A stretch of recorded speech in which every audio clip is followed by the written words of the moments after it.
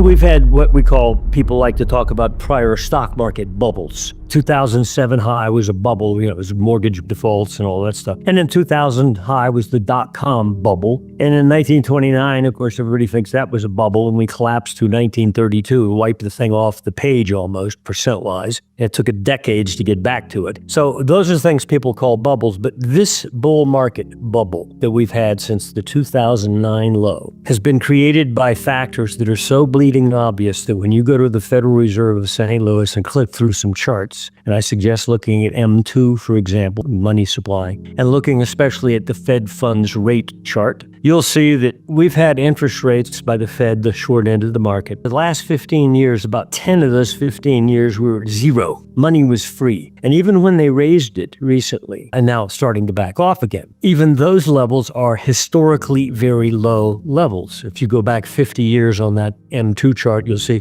even though they raised rates recently, they're still very, very artificially low cost of money.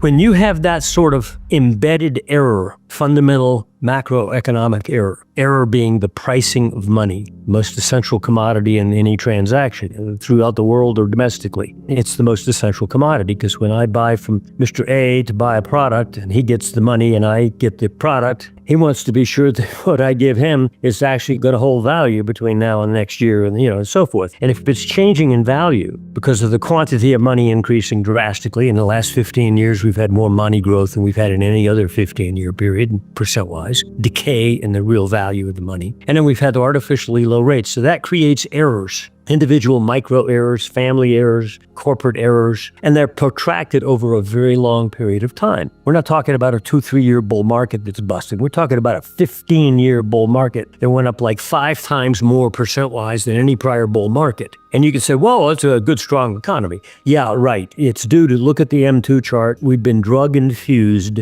with M2 money growth and with free money, effectively, for so many years as if we've been administered hallucinogens by the central bank. And so when those errors start to get ripped open and exposed to the wound, and you start to hemorrhage, then it's beyond the control of the central bank at that point to then sort of, oh, we made a mistake. Let's go back and fix it. They always try to. You go back and look at the 2000 dot-com top, they started cutting rates in early 2001 dramatically. All the way down, the market collapsed. Nasdaq went down 82%. Rate cuts didn't save it. 2007 mortgage peak, we collapsed 50%. In S&P, they cut rates all the way down. It didn't stop it from collapsing. So this time around, even though they're going to cut rates, they've already started, once the stock market peaks, that's historically when you see the data points, the things like they like to talk about. What's unemployment look like? That's factory output. All those metrics that the Fed likes to look at will suddenly go dark. Not before the market breaks, but after it breaks. That's when it occurs. And at that point, the central bank, not just ours, but others, will go into panic mode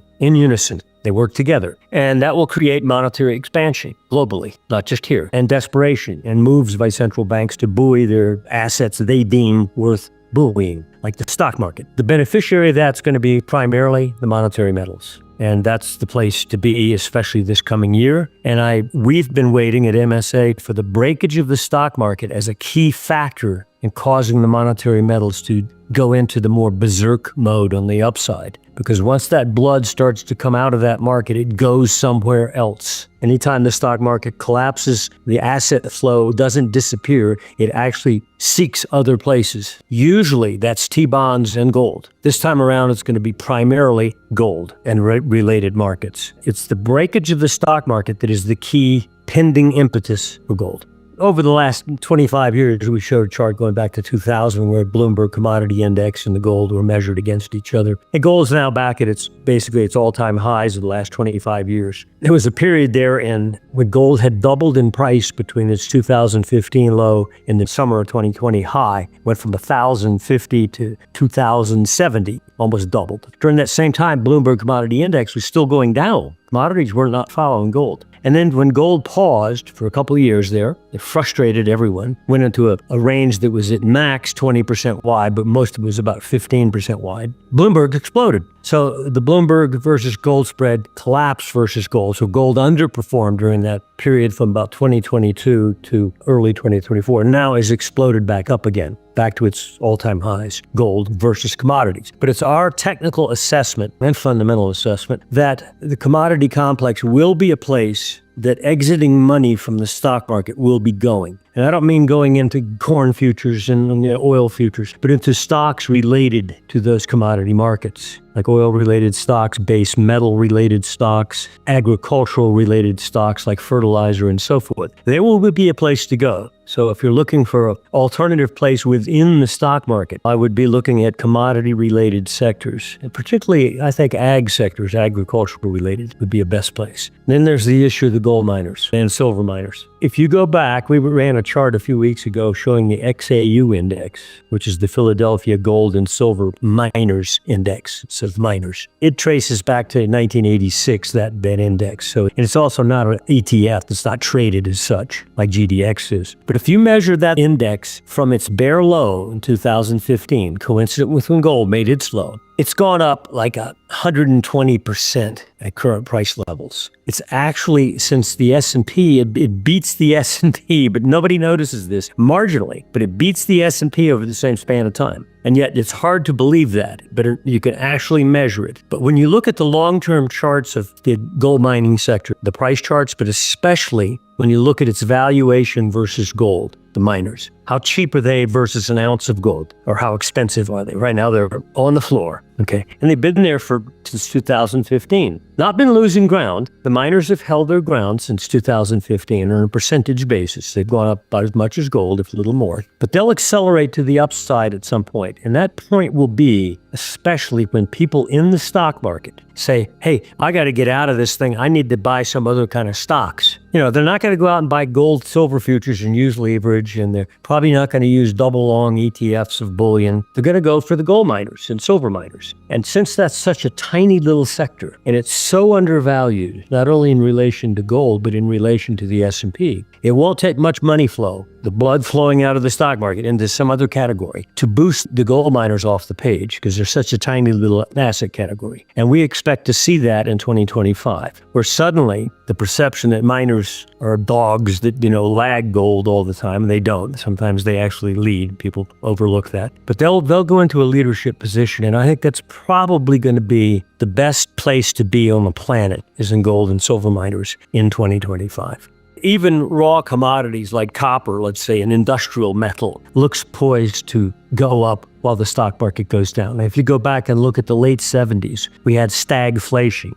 Economists couldn't figure it out. How can you have inflation and yet collapsing, a wasteland in the stock market for a decade almost? And yet commodities exploded all during that time. The 77, 78, 79, and 1980, they went up with gold. Not as much, but they went up strongly. And yet we're in a global recession. So the examples that people remember and are burned in their memories are very isolated instances where gold temporarily had a bad month along with the stock market. Before I founded MSA in 1992, and we only had institutional clients at that point, I caught the crash in 87. I didn't catch it in a big way. I caught it in a small way, but I did it with puts. So I got my customers in it as well. I was a futures broker. And I learned a lesson. But during that collapse, and gold wasn't even in a dynamic market at that time. It wasn't, you wouldn't define it as a super strong bull market. But the stock market collapsed, gold went up 10% that week. Same week that stocks went down 30-something% and went up 10. Okay, so, but you go back to 2008, 7-8 bear market. In October of 2008, there was a crash type event in the stock market, but it was a full year off its high. It had already been in a bear trend since September, October of 2007. So in October of 2008, way off the price high, it had a 30% collapse month. It takes that dimension for it to be labeled crash, 30 plus in a couple weeks.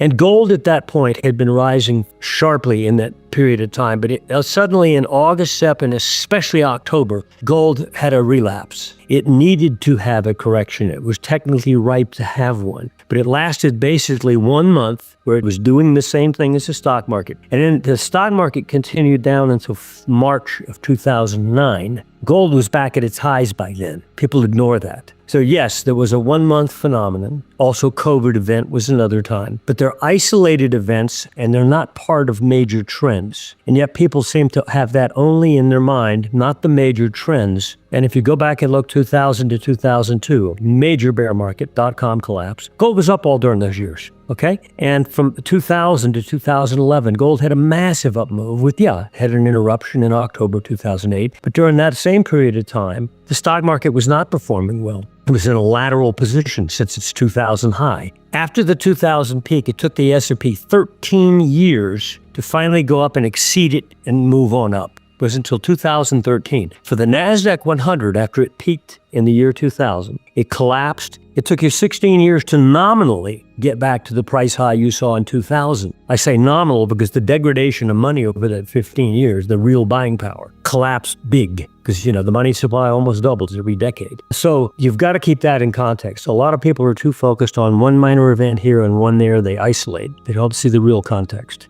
The number of times you've had those debacles where not only do you get a bear market, it might be over in a couple years in terms of the high to the low, but in terms of really getting back to where you were, you wasted decades, sometimes a decade and a half. From an investment point of view, in other words, a guy who's a long-term, quote, investor, if there's any such people around anymore, that's too much time to waste. That's half of a human investment lifetime, almost 15 years. So you can't afford to not get out of the way when those events occur. And we're arguing now that one of those events is about to occur, only this time it'll be worse. Why? Because the nature of the bubble is multiples, time-wise and dimension-wise, much more error built into it than the prior bubbles that we like to look back at. And therefore, the real-world consequences, not just to stock market asset holders. But think of it another way. Right now, most average Americans, let's say upper middle class on down, are not real pleased with their day-to-day cost of living, mortgage rates. You can see it in the high credit card debt. It's the highest ever, and the delinquencies, also delinquencies in tax payments, things like that. They're hurting. There's only one arena in which they can look at a TV screen and smile, and that's their retirement account. If they're matching the S&P or the NASDAQ, boy, they've had a great couple years here. From a bad 2022, they took it till 2024 to get back to the high, but then they had a nice year in 2024. And they're smiling. It's the only place they're smiling. What happens when that goes away? When suddenly, boom, 20% off the top or 30% off the top, in a matter of months. So good couple years and gone in a couple months. Then there's no way to smile. That's when emotion comes into this equation about the real world consequences. When emotion enters, panic sets in. The data points head south. Unemployment starts to rise. And so suddenly you go from false, happy smiling to frowns. And I think we're on the edge of that right now. Anyway, we have a crisis ahead, and I don't care who's president and even his sincere intentions to change things. You can't change what's already happened. And I don't mean over the last 4 years. I'm talking about the last multiple decades of constant increase in the power of the central bank to distort money, government spending and so forth, which is now at crisis levels. Trump's walked into it. Hopefully he can explain ahead of time that, I didn't cause this. This is the reality that was already there. But it's going to be a dark reality.